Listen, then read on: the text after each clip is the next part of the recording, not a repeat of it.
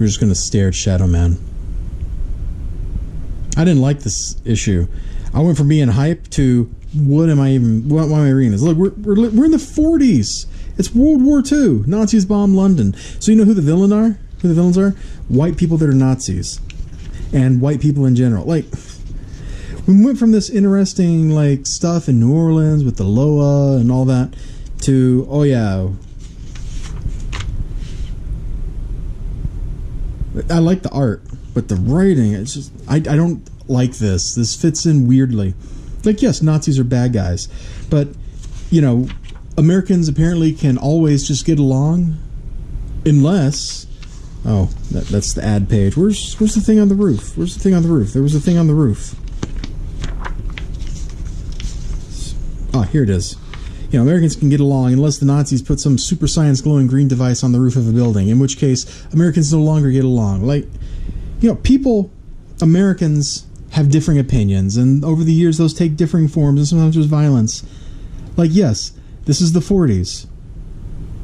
There's definitely a lot of weird inequalities, double standards, and stuff going on. I don't understand how we got here. I mean, he died, and he fell back into some other Shadow Man's body. I don't understand why we're here instead of him battling his way back from being dead, or, you know. I am not your puppet. One thing I did like, well, aside from the art, because the art is really nice. It's uses lots of flat blacks and stuff, and that's not a racist thing. I know what you're thinking. But like this, the shadows, they're very strong. It feels very film noir, and I really appreciate that in the art style.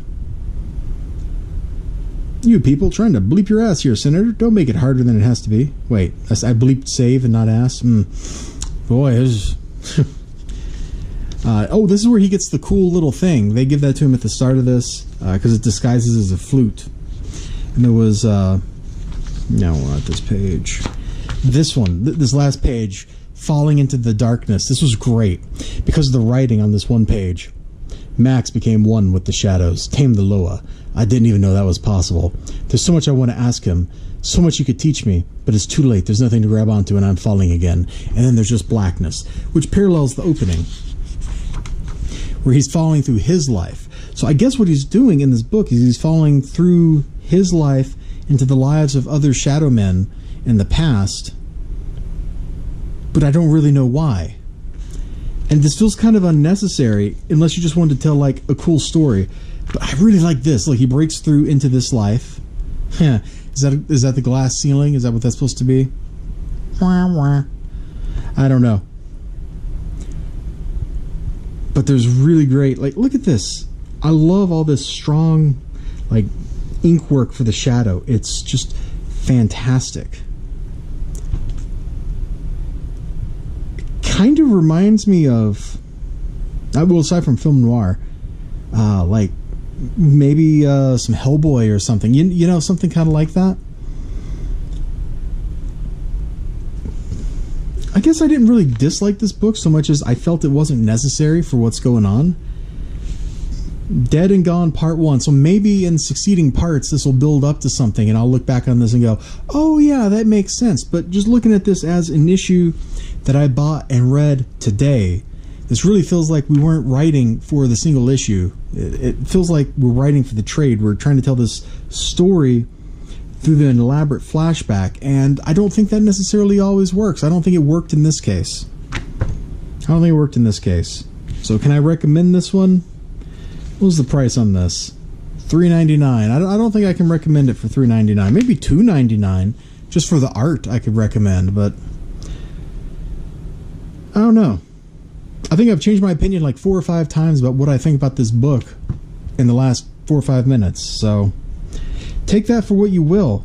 I guess I'm just left thinking this doesn't seem really necessary. And this is 2017, 2018, 2019. You know, we're in the modern era. Like, why are we flashing back to World War II anymore? We need new stories. And if you have to reach back 70, 80 years to find villains, what on earth? So That's what makes me think. That's what makes me upset and makes me think that this is really like a Trump allegory or something. And I'm so tired of that crap. You know, you turn on the TV, that's all there is.